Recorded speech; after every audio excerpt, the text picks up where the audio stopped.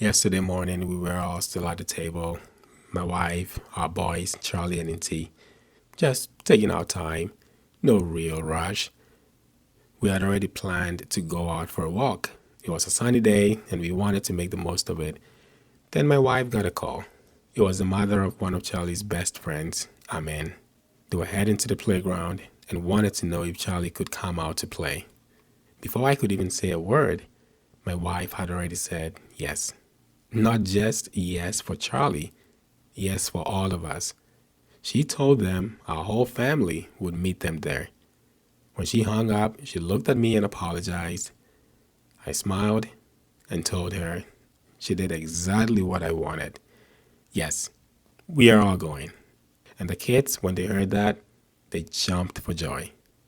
Now, I want you to hold on to that moment for a second because I think it's more significant than it sounds.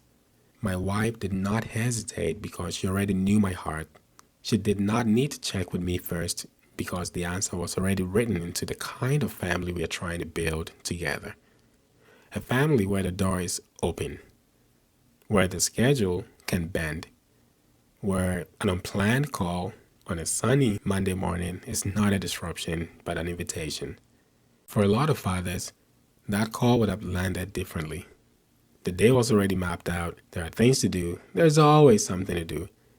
And a spontaneous playground run with another family doesn't exactly move the needle on anything that feels important. But here's a context worth noting.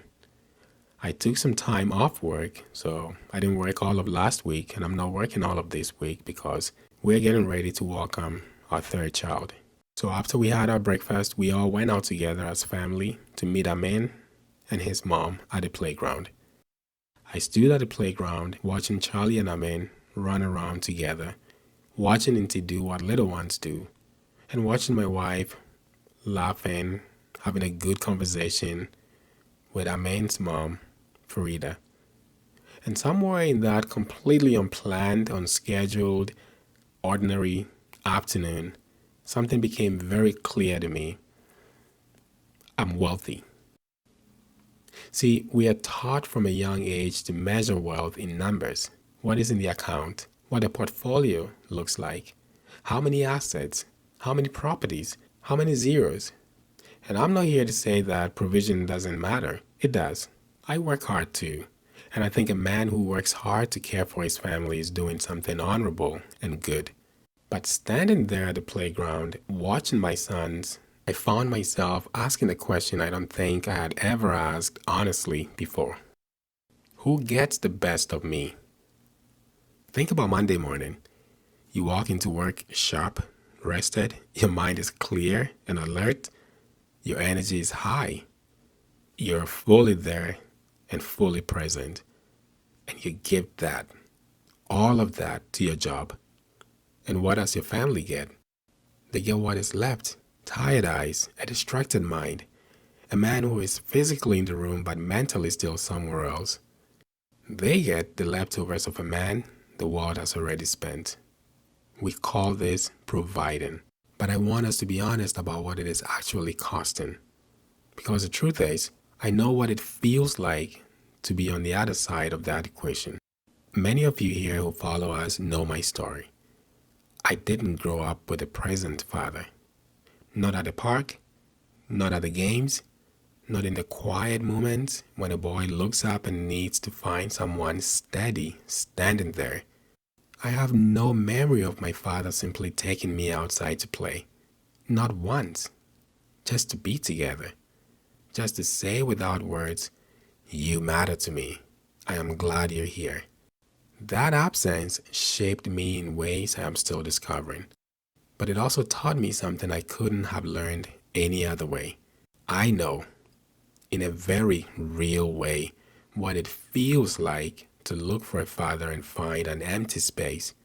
And because I know that feeling, I cannot be careless with my own children's experience of me. I cannot sleepwalk through their childhood. I cannot hand them the leftovers of my day and call that love. What I never received became the very thing I am most determined to give. And there's something almost sacred about that. To break a cycle, not with anger, but with intention.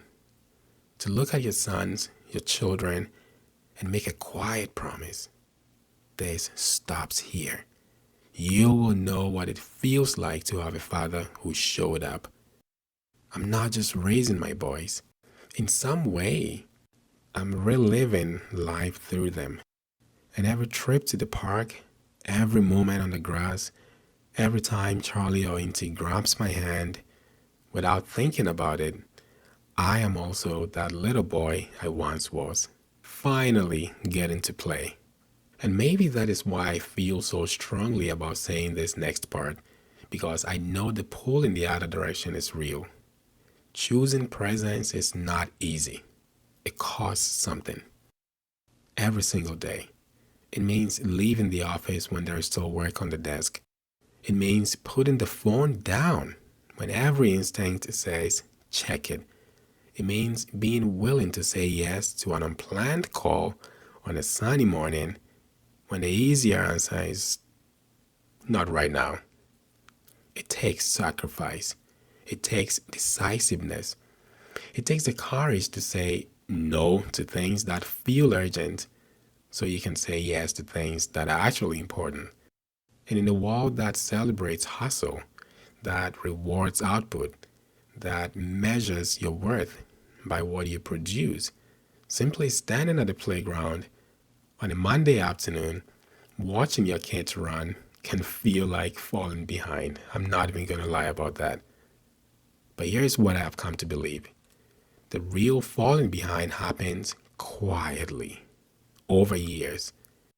When our children grow up and the season we were too busy to inhabit is simply gone, when they no longer reach for our hand, when the playground is no longer enough to make them run, that is the loss worth fearing. Not a missed deadline, no. Not a slower quarter. Our prime years pass only once.